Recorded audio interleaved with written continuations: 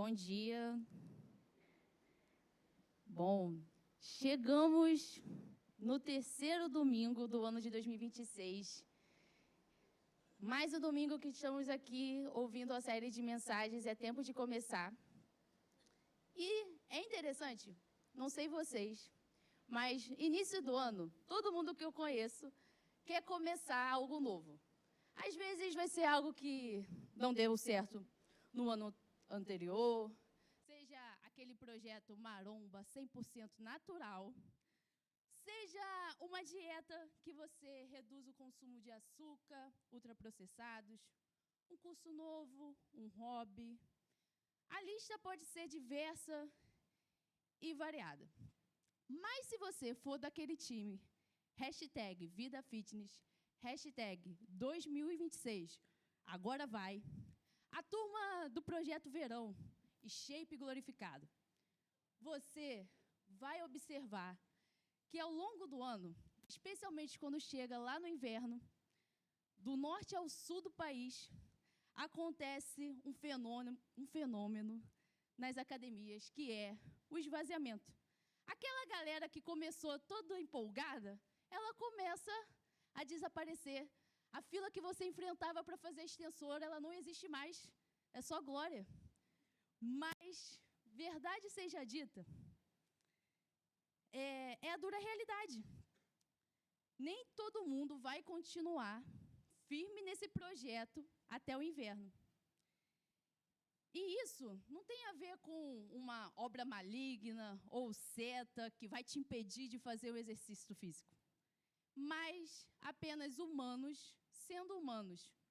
Humanos sendo seres inconstantes, habitando esse tempo presente, sendo inconstantes. Afinal, quem nunca começou algo e desistiu, que atire a primeira pedra. Mas não precisa tirar agora não, porque eu estou aqui. Bom, ao longo da nossa vida, sempre chega um momento que vamos ao médico. Pelo menos assim eu espero, né, que ao longo dessa vida você, em algum momento, tenha ido ao médico. E é interessante que quando a gente vai ao médico, geralmente ele vai detectar algo que no nosso corpo não vai estar bem. E aí você vai receber aquele laudo, um diagnóstico, uma receita médica, para você colocar em prática e, de alguma forma, ter alguma melhora no seu quadro clínico. No entanto, tem aquela galera também que prefere nem ir para o médico, porque se eu for para o médico, eu vou encontrar. Então, a ignorância me impede de ter uma doença. Mas, e essa galera vai se automedicando, negligenciando sua saúde. Mas a verdade seja dita, cedo ou tarde, a conta chega. E uma hora, ela vai chegar. E é sobre isso que eu gostaria que a gente refletisse nessa manhã. Começando a detectar o que está errado. E para isso, eu gostaria que lêssemos juntos o texto de Jeremias, capítulo 2, versículos 4 ao 13. Espera só ser projetado e a gente inicia a leitura. Jeremias, capítulo 2, versículo 4 ao 13. Ligue a sua Bíblia, abra a sua Bíblia, né? Mas acompanhem junto essa passagem. Começa assim: ouça a palavra do Senhor, ó povo de Jacó, todos os clãs do povo de Israel. Assim diz o Senhor: que falta os seus antepassados encontraram em mim, para que me deixassem e se afastassem de mim. Eles seguiram ídolos inúteis, tornando-se eles mesmos inúteis. Eles não perguntaram: onde está o Senhor que nos trouxe da terra do Egito e que nos conduziu pelo deserto, por uma terra árida e cheia de covas, por terra seca e de densas trevas, terra pela qual ninguém passa e onde ninguém vive? Eu trouxe vocês a uma terra fértil, para que comessem dos seus frutos e dos seus bons produtos. Entretanto, vocês entraram na minha terra e a contaminaram e tornaram a minha herança detestável. Os sacerdotes, eles não perguntavam: onde está o Senhor? Os que tratavam da lei não me conheciam. Os líderes do povo se rebelaram contra mim. Os profetas profetizavam em nome de Baal, seguindo deuses inúteis. Por isso, eu ainda faço denúncias contra vocês, declara o Senhor, e farei denúncias contra os seus descendentes. Atravesse o mar até o litoral de Chipre e vejam. Mandem mensageiros a Quedar e reparem de perto. Vejam se alguma vez aconteceu algo assim. Alguma nação já trocou os seus deuses, apesar de eles nem sequer serem deuses? O meu povo, porém, trocou a sua glória por deuses inúteis. Espantem-se diante disso, ó céus. Fiquem horrorizados e abismados, declara o Senhor. O meu povo cometeu 2 crimes. Eles me abandonaram, a mim, a fonte de água viva, e cavaram as suas próprias cisternas, cisternas rachadas que não retêm água. Assim como o diagnóstico de uma doença, o texto de hoje ele não é nem um pouco agradável de se ler. A gente acaba de ler o relato de um Deus que estava irado com um povo que quebrou uma aliança. Se fôssemos pensar no dia de hoje, seria Deus enviando uma mensagem no privado com um áudio de 20 minutos para Israel, antes de fazer um expose de denúncias no TikTok e assim viralizar. O portador dessa mensagem, ele era impopular. Jeremias, um profeta de uma família sacerdotal, que foi chamado para ser profeta ainda durante sua juventude. E ele tinha medo de falar. E essa pessoa, a gente lê lá no capítulo 1, Senhor, eu tenho medo de falar, porque ainda sou uma criança. E Deus fala, olha, as minhas palavras vou colocar na sua boca, não tenha medo. E aí, Deus coloca as palavras, e a mensagem é essa que acabamos de ler. Mas é interessante que ele vai ser o portador da mensagem da acusação do Senhor contra Judá. Mas, antes de a gente chegar a esse momento da história, a gente precisa lembrar que séculos antes, este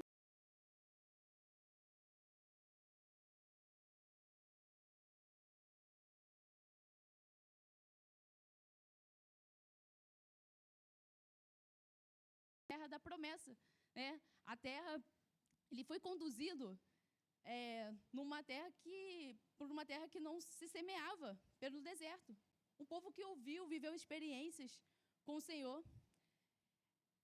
Terra essa, a terra prometida, era uma espécie de versão beta para todos aqueles que desejavam viver uma vida de obediência ao Senhor, segundo o livro de Deuteronômio.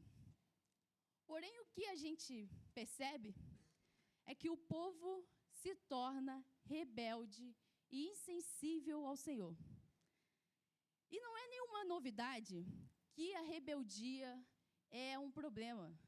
Quem é pai e mãe sabe que desobediência é uma parada que tira você do sério, às vezes irrita. Né?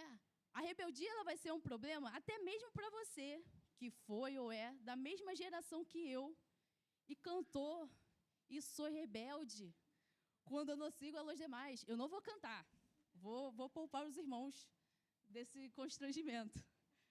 Mas o problema desse povo, ele não estava apenas na sua rebeldia para com o Senhor, mas na sua insensibilidade ao pecado. E é este o primeiro ponto que a gente vai abordar nessa manhã. O perigo da insensibilidade. Quão perigoso é quando a gente se torna insensível ao pecado? Se a gente olha para a história do rei Davi, quando ele comete o assassinato, né, e mata Urias, o assassinato ele não acontece de um dia para o outro, né, onde Davi um dia ele acordou e pensou, cara, hoje é dia de matar Urias. O pecado ele não aconteceu assim. Você, caraca, você se acorda e desperta assim, caraca, hoje eu vou cometer tal pecado. Não. Davi, a história começa com Davi no terraço, deixando seus olhos vagarem. E à medida que Davi deixa seus olhos vagarem, o seu coração também vaga junto. E qual é o resultado disso? Davi comete adultério com Batseba. E com isso, foi só ladeira abaixo. E o pecado estava tirando a sua sensibilidade. E o final da história é que Urias, o esposo de Batseba, foi morto. Por isso, meu irmão e minha irmã, eu e você, nós temos a responsabilidade de cuidar do que estamos alimentando a nossa alma no nosso dia a dia. Não dá para a gente simplesmente ficar vagando, mirando assim, isso aqui não vai dar em nada. Em meio à nossa rotina e afazeres, a gente precisa cuidar, porque isso vai refletir na nossa sensibilidade em relação à pecaminosidade do nosso coração. Esse é o efeito do pecado. E isso que ele pode fazer nas nossas vidas. O efeito da gente normalizar o que era para ser um absurdo. Às vezes, esse absurdo no mundo que nós vivemos vai virar música, às vezes vai virar hit de carnaval. A insensibilidade faz com que a gente normalize a idolatria deste século. A insensibilidade faz com que a gente normalize a injustiça social. A insensibilidade faz com que a gente normalize a religiosidade. Afinal, tudo isso é normal. Falamos tanto das mudanças que a gente quer ver, mas somos incapazes de reconhecer que eu e você precisamos desta mudança. A gente olha para o mundo assim, caramba, o mundo está muito difícil. Mas a gente nunca às vezes coloca no lugar assim, cara, eu sou uma pessoa muito difícil e eu preciso ser mudada pelo Senhor para a minha realidade ser transformada. Eu lembro de quando eu era criança, né, isso tem um tempinho, e eu acompanhava meus pais nos cultos, e os irmãos, né, eu lembro de chegar nas reuniões, né, e quando você, né, naquela fase, eu ia para a igreja porque meus pais levavam, né, não era aquela coisa que eu, nossa, que vontade de ir para a igreja. Eu ia, meu pai era o pastor e eu tinha que seguir o meu pai, e é isso. Mas eu lembro que eu chegava naquela reunião e os irmãos, né, cantavam. Não vou cantar, fica tranquilo. Se tu olhares, Senhor, para dentro de mim, nada encontrarás de bom. Mas um desejo eu tenho de ser transformado. Preciso tanto do teu perdão, dá-me um novo coração. E quantas vezes na minha infância e adolescência eu cantei essa música, mas tudo o que eu queria era continuar do jeito que eu estava. Eu não conseguia enxergar o quão distante do Senhor eu estava. Afinal, eu estava sendo uma boa filha, estava acompanhando meu pai, estava sendo obediente, estava indo para a igreja. Que mal tinha nisso? Senhor, dá-me um novo coração, mas olha só, fulano precisa de um novo coração. Eu aqui estou o suprassumo da religiosidade. E a insensibilidade, ela faz isso. Ela nos torna apáticos e indiferentes ao pecado. E essa é a advertência que Deus faz ao teu povo. Lá no verso 7, né, diz, né, eu trouxe vocês a uma terra fértil para que comessem dos seus frutos e dos seus bons produtos. Entretanto, vocês entraram na minha terra e a contaminaram e tornaram a minha herança detestável. O ser humano ele tem essa capacidade de pegar as bênçãos do Senhor e transformar em coisas ruins. A insensibilidade ao pecado daquele povo fez com que ele contaminasse a herança do Senhor. E a gente vê isso nos dias de hoje, onde o pecado no mundo contamina diferentes áreas e setores da sociedade. Nós vemos uma natureza linda e bela, criada por Deus, mas que é destruída pela ganância humana. Vemos pessoas que são imagem de Deus sendo discriminadas por sua cor, por sua raça e etnia. E como nós chegamos a este ponto? Até quando eu e você vamos estar dormentes ao pecado que habita em nós? Quando vamos parar e assumir a responsabilidade de cuidar da nossa vida espiritual, a fim de que isso reflita na vida espiritual da igreja, porque a nossa saúde espiritual, ela reflete sim, irmãos, na saúde espiritual da igreja. Somos um corpo, estamos todos interligados. Precisamos assumir a nossa responsabilidade. Por isso, meu irmão e minha irmã, reconheça o seu pecado. Reconheça que você gosta de pecar. A gente precisa ser sincero. Senhor, eu gosto muito de pecar. Coloque isso diante de Deus. É tempo da gente começar a reconhecer. Porque só quando reconhecemos o quão pecadores e distantes de Deus nós estamos, é que percebemos a nossa necessidade de um Salvador. A necessidade de arrepender dos nossos maus caminhos. E quem não reconhece está vivendo uma vida baseada na autossuficiência e não na dependência. A atitude que Deus está tendo com Judá e Jerusalém é resultado da sua persistência no pecado. E a advertência era que se o povo não respondesse em arrependimento à situação que tinha surgido por causa do pecado, então ele seria varrido para o exílio. E foi o que aconteceu. É tipo o motorista que anda com pneu careca e tem seu carro apreendido para não causar nenhum acidente. O cara está andando lá com o pneu, assim, ó, sem responsabilidade nenhuma, até que vem assim, olha, vou apreender o seu carro, porque o seu carro não está em condições de continuar o trajeto. Deus, Ele não permitiria que o pecado, nem mesmo o pecado de seu povo, tivesse a palavra final em seu destino.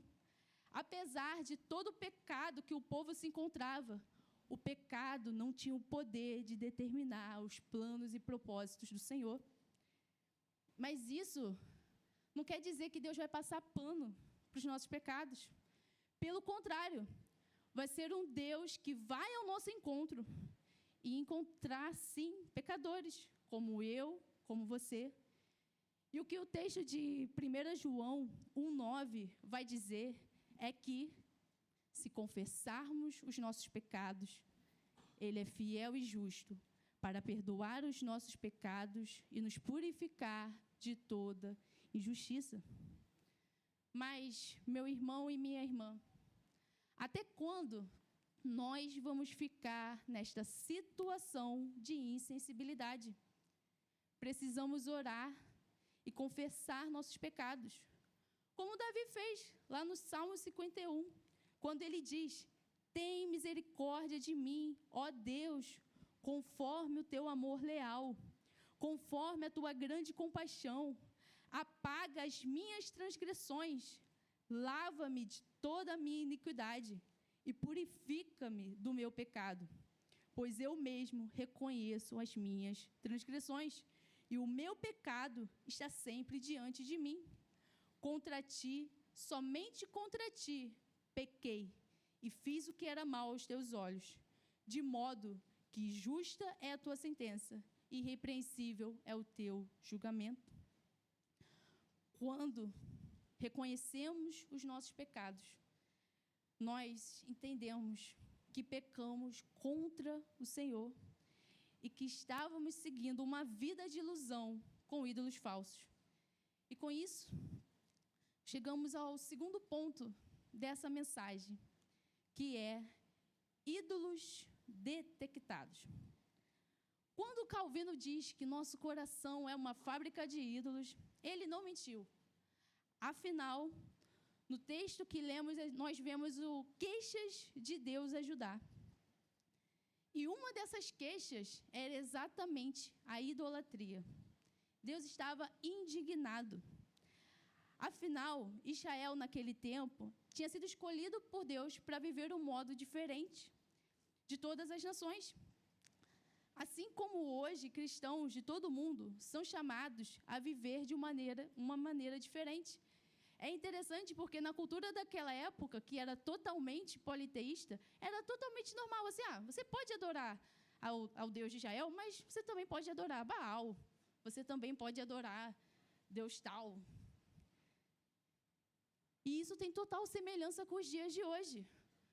Nós vivemos num tempo, vivemos num país que não tem problema de nós sermos cristãos.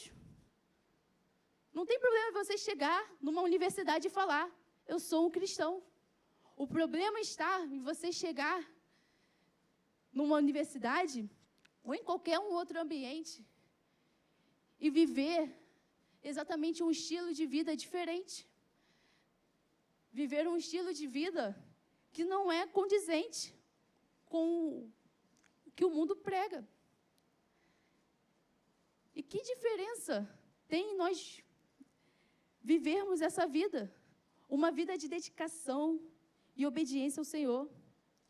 E é interessante que um aspecto que me chama muita atenção no contexto dessa passagem é que o povo, ele, após as reformas religiosas do rei Josias, ele estava cumprindo os seus deveres. Ele estava celebrando a Páscoa, ele estava seguindo os ritos. No entanto, seguir só os ritos não provava a lealdade do coração daquele povo ao Senhor. É aquela pessoa, um exemplo prático disso, seria uma pessoa que se diz cristã, que segue valores cristãos, tem um padrão moral equilibrado perante a sociedade, vem à igreja todos os domingos, mas não tem qualquer compromisso com o Senhor e nem com a igreja. Ela se vê até mesmo numa condição melhor do que aqueles que estão na igreja. Mas ela entende que, olha, eu preciso participar dessa dinâmica religiosa. Então, todo domingo eu vou lá na igreja, vou fazer minha oração, cantar o amém, bater uma palma. E a sua vida religiosa, sua vida com Deus, ela se encerra aí. No contexto do texto que a gente leu, algumas interpretações elas vão dizer que após essas reformas religiosas, Judá foi tomada por um sentimento identitário que distorceu as suas práticas de serviço, que se contentou apenas com a prática e não com a lealdade. E esse é o grande perigo que muitos crentes, e eu me incluo nessa lista, está sujeito, que é exatamente o ativismo religioso. A gente está aqui servindo, mas qual é a motivação do que fazemos? Qual é a motivação de você fazer um café para a recepção, para você cuidar da transmissão, de você estar aqui? Aonde está a sua lealdade? A quem eu e você estamos sendo leais? Não estou falando aqui que você não precisa estar na igreja todos os domingos. Não é isso. Já tenho a fama da heresia, nos bastidores. Não é isso. Nós devemos sim estar na igreja aos domingos. Mas só vir ao culto não é suficiente para sermos leais ao Senhor e vivermos uma vida de fidelidade. Nosso Deus, que é um Deus relacional, deseja que eu e você vivamos em um relacionamento de comunhão com Ele. Mas a impressão que eu tenho é que, às vezes, a gente trata o nosso relacionamento com Deus como um relacionamento com Uber. A gente solicita quando precisa, trocamos 2 palavras com Ele e encerramos a viagem. E a gente só volta a ter contato quando a gente precisa de novo. Precisamos, irmãos, dar um jeito na nossa vida. A gente tem que passar dessa superficialidade de viver um evangelho, uma dinâmica da igreja rasa, superficial. Isso é servir a deuses falsos, é viver uma vida de ilusão. uma ilusão que você está bem, mas, na verdade, você está distante do Senhor, porque a sua lealdade não está sendo para com Ele. Porque durante a semana, né, o culto encerra domingo, né, temos a oração do envio, somos enviados às nossas rotinas e afazeres. E aí, durante a semana, a gente vai servir o Deus do dinheiro, o Deus do poder, da busca por aprovação, do prazer, e por aí vai. Judá vai abandonar a Deus e voltar aos seus ídolos. Judá vai quebrar uma aliança com Deus. E Judá vai fazer isso sem causa ou razão. E talvez você conheça alguém nessa situação. Uma pessoa que estava na igreja e, aos poucos, a sua insensibilidade foi distanciando ela de tal forma que hoje ela não quer mais saber da igreja e nem do evangelho. Talvez você seja essa pessoa. E a pergunta que Deus faz para você é a mesma que Ele fez para Judá. Que falta os seus antepassados encontraram em mim para que me deixassem e se afastassem de mim? Meu irmão e minha irmã, o que Deus fez de errado para você? Quando olhamos para a revelação da salvação divina ao longo da história humana, é interessante porque ela não aconteceu como um calmo nascer do sol, um dia claro, né? Porque você está ali no tempo de verão, né? Você está ali na praia vendo o sol nascendo, ou faz uma trilha para quem é de trilha. Não. Houveram tempos de trevas que colocaram em dúvida se os propósitos de Deus seriam alcançados. É como você está ali esperando nascer, assim, cara, será que o sol vai nascer? Assim, pô, já era para ele ter nascido, já era para o dia. E esse é o grande problema da espiritualidade do tempo em que vivemos. É que esperamos um Deus que se revela apenas em dias claros. Porém, nos dias que a noite escura da alma assola a nossa vida, a gente corre para os braços dos nossos próprios ídolos. Nós fugimos para o feed do Instagram, perfeito. Fugimos para uma série. Fugimos. Fugimos na tentativa de encontrar em nossos ídolos aquilo que somente Deus pode satisfazer e nos oferecer. Meu irmão e minha irmã, você quer alegria e satisfação? Busca Deus. E eu não estou aqui pregando uma teologia da prosperidade, do mérito para você, mas uma mensagem de cruz que te leve aos pés de um Salvador, que é Cristo Jesus, nosso Senhor. Minha oração é que eu e você não saibamos só de teologia e de Calvino e de Lutero, mas que a gente consiga aplicar a lei do Senhor às especificidades da situação dos nossos dias. Não basta só a intelectualidade, a gente precisa colocar em prática aquilo que a gente anda lendo. A gente precisa saber aplicar o Evangelho no nosso trabalho, nos nossos estudos, na nossa família, na dinâmica dos nossos relacionamentos, na forma que a gente lida com as nossas finanças. A gente precisa aplicar. E não tem como a gente tratar o nosso relacionamento com Deus como um projeto verão, que a gente inicia e no inverno desiste. Deus quer se relacionar comigo e com você em todas as estações. Porém, assim como Judá, nós queremos seguir um ídolo inútil. Se fôssemos aplicar no contexto da história do Brasil, né, seria irmos atrás de ídolos de pau oco, vazios e ocos. O grande problema é que quando seguimos estes ídolos, nós nos tornamos vazios e ocos. Você pode estar vivendo uma vida maravilhosa e bem-sucedida, mas mais vazia. Te falta alegria e satisfação. E isso só Deus pode te dar. Aparentemente, está tudo bem.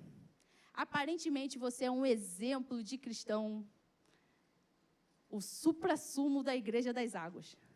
Mas a realidade se encontra num Deus que te vê vazio. Meu irmão e minha irmã, seguir ídolos inúteis que não contribuem para o nosso crescimento e vida espiritual nos torna inúteis. Nos torna um sal sem sabor, um sal que não salga e não faz diferença nesse mundo. E aí eu pergunto para você, quais são os ídolos que habitam o seu coração? Ore, peça a Deus para te revelar. Faça uma lista. Passa a semana refletindo sobre isso. Senhor, quais são os ídolos do meu coração? E vai tomando nota. Uma vez eu fui fazer isso e a lista parece que não terminava. Foi infinita. Detectar diante de Deus o mal que habita em você. Porque você mesmo não é capaz de detectar sozinho.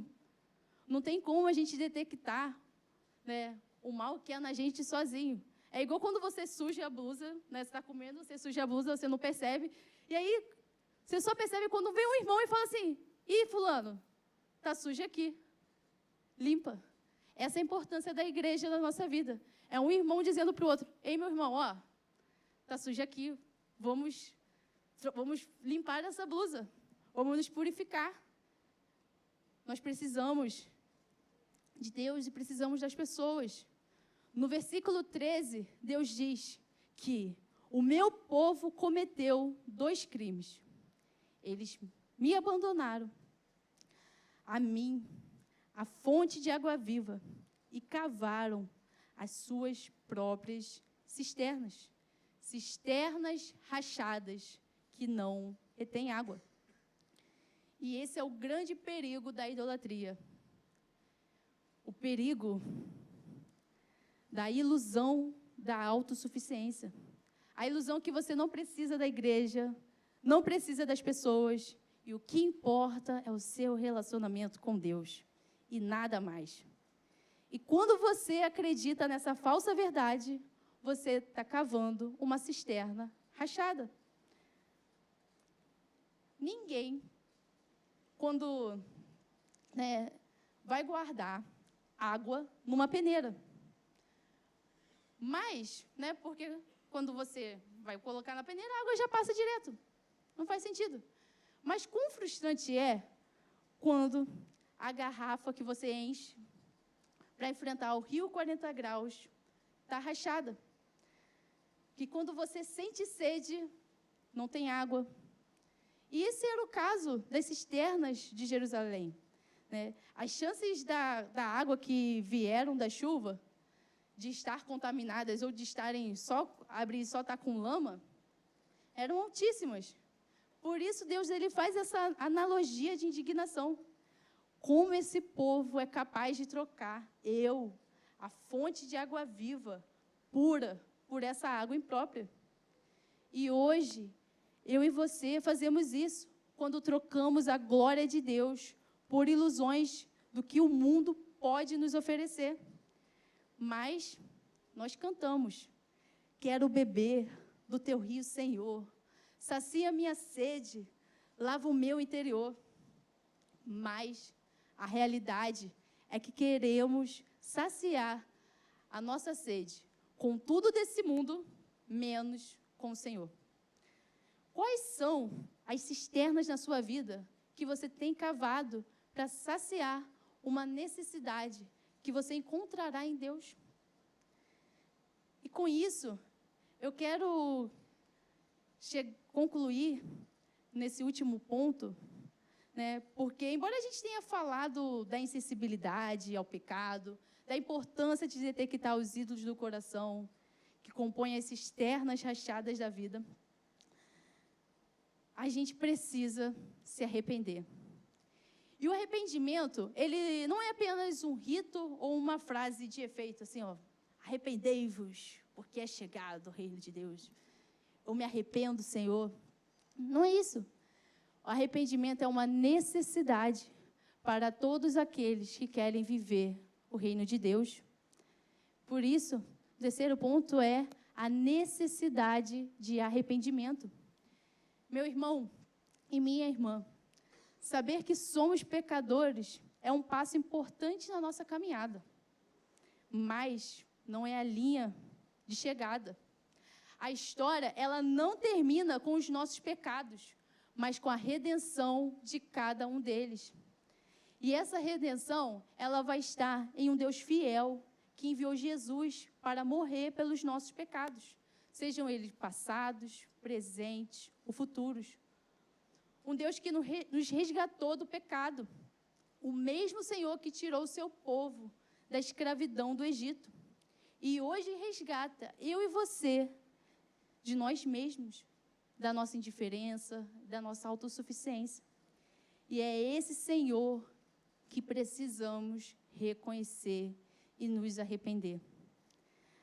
Algumas pessoas acreditam que pecar contra Deus é como você receber uma multa por velocidade, onde o radar te pega e o Detran te obriga a pagar uma multa.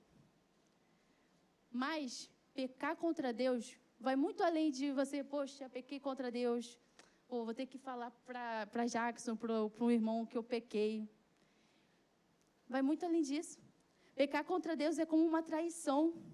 Por isso, a analogia de Deus para o povo de Judá era de uma noiva infiel, prostituta, e camelas, e jumentas no cio. Só palavras leves, graças a Deus. Mas é como Deus se refere. E Deus, Ele não é. Quando trata do nosso relacionamento com Ele, Ele não é desapegado, distante, liberal, a ponto... O que importa é o poliamor, né? Você pode... Vamos amar a todos. Não, Deus não é isso. Deus nos ama como um bom marido ama sua esposa. Deus sente a dor da traição e do amor desprezado. Mas a gente vive um tempo onde somos tentados a definir o pecado através da ótica da cultura, onde a cultura determina o que é pecado e o que não é. Em detrimento disso, nós negligenciamos o que a Bíblia, a palavra de Deus, diz o que é pecado. Nós somos tentados, dia após dia, a viver uma vida de individualismo e de indiferença à fé. Você pode vir à igreja todos os domingos, desde que isso não altere a sua rotina, não tenha nenhum impacto. E algumas vezes nós caímos nessa armadilha e relativizamos o Evangelho e vida com Deus. Mas, quando vemos que estamos distantes, a palavra que Deus tem é de advertência. E é o que Deus está fazendo. Olha só o que vocês estão fazendo. Vão ficar persistindo nesse pecado. Quando eu estava no meu processo de crescimento com meu pai, ele sempre falava assim, falei uma vez. A segunda, ou era o castigo, ou era a disciplina. E glória a Deus, porque o pai que ama, corrige os seus filhos. Mas, em 2 Crônicas 7,14, vai dizer que se o meu povo, que se chama pelo meu nome, se humilhar e orar, buscar a minha face e se afastar dos seus maus caminhos, dos céus eu ouvirei, perdoarei o seu pecado e curarei a sua terra. Meu irmão e minha irmã, não importa a seriedade do pecado, não importa quão sério, quão abominável seja o pecado que você tenha cometido. O pecado, ele é abominável. Não tem uma escala assim, caraca, esse aqui é o pecado, e pecado nos afasta de Deus, nos torna insensíveis. Mas, independente disso, Deus está sempre disposto a perdoar e restaurar o relacionamento, se nós reconhecermos nosso pecado e nos arrependermos. É aliança. Mas eu sei, talvez, assim como eu, você esteja cansado do seu pecado. Cansado de pedir perdão a Deus. Cansado de pedir ajuda ao seu irmão na fé. Cansado. Assim, caramba, Deus, de novo, eu tô cansada. Acho que minha amiga não aguenta mais eu falar da mesma coisa toda hora para ela. Mas, embora você e eu estejamos cansados, Deus, Ele não se cansa de você e nem dos seus recomeços. Deus não se cansa de quando você quer recomeçar e viver uma vida em comunhão, um relacionamento com Ele. Deus não se cansa. Por isso, o convite que Ele tem para mim, para você é: se arrependa. Lembre da mensagem de salvação. Lembre de onde Cristo te resgatou. Ore, peça a Deus sensibilidade para identificar pecados e ídolos na sua vida. Peça que Ele te mostre para qual lugar o esquecimento tem te levado para longe do Senhor. Detecte o que está errado. Não tem como você resolver um problema, né? Assim como a gente falou, né, no início da mensagem, falando sobre o diagnóstico, não tem como eu falar assim: caramba, estou com falta de vitamina D. Né? Isso sempre acontece. Aí não tem como eu falar assim: cara, eu vou começar a tomar vitamina D, se no diagnóstico não apareceu que eu estou com insuficiência de vitamina D. Nós precisamos diagnosticar os nossos pecados. Se arrepende, confesse. E creia que só Cristo pode preencher todas as áreas da sua vida. Só Cristo pode preencher o vazio da sua alma. Só Cristo pode preencher aquilo que você tanto tenta satisfazer nas coisas deste mundo. Deus quer que eu e você hoje buscamos a Ele, essa fonte de água viva. Que a gente não apenas cante, né? Quero beber, te louvarei, não importa as circunstâncias. E esse louvor é interessante, né? Abrindo um parênteses, ele faz parte da minha história, porque eu lembro que isso já tem 9 anos atrás, né? 9 anos atrás, quando minha avó faleceu, e minha família, por parte de mãe, né? Totalmente crente, né? Animada, né? E aí meus primos levam trompete e instrumento. E eles falam assim: olha, a gente não pode louvar. Eu lembro até hoje as palavras do meu primo, que olha, a gente não pode louvar a Deus só nos momentos de alegria. Precisamos louvar a Deus nos momentos tristes. E aí ele pega o violão e começa a cantar: te louvarei, não importam as circunstâncias. É nos momentos das noites escuras da nossa alma que a gente precisa realmente viver assim: caraca, vou louvar a Deus, não importa as circunstâncias. Deus, eu estou num cenário de morte. Deus, eu estou num cenário que, assim, não tem condições de louvar. Quando as coisas estiverem tranquilas e favoráveis, aí sim eu vou viver uma vida de relacionamento com Deus. Mas não, a gente precisa buscar esse Deus, crendo que é Ele que pode preencher o vazio. Oremos. Deus, muito obrigado, Pai, porque mais uma vez o Senhor nos trouxe aqui. Nos trouxe aqui para reconhecer, Pai, reconhecer o quão pecadores somos, mas quão alcançados pela graça do Senhor nós fomos. Oro, Senhor, para que a cada dia o Senhor possa derribar, Pai, os ídolos do nosso coração. Que a cada dia nós possamos, Senhor, entender que só o Senhor é a fonte de vida eterna. Só o Senhor pode fazer com que a gente viva e busque uma vida que esteja de acordo com o Teu reino e a Tua vontade. Mas, Senhor, quão perigoso é quando muitas das vezes nós caímos nas armadilhas e nas ilusões de um mundo caído. Quão perigoso é quando a gente se contenta com tão pouco e continuamos, Pai, vazios e com fome do Senhor. Senhor, alimenta, Pai, a nossa alma. Senhor, nos faz entender, Pai, que nós precisamos do Senhor não apenas aos domingos, nos momentos de culto, mas nós precisamos do Senhor todos os dias, Pai, da semana. Faz-nos entender, Pai, que nós precisamos, sim, nos arrepender. Nos traz um sentimento, Deus, de inconformidade com o nosso pecado, inconformidade com a situação que estamos.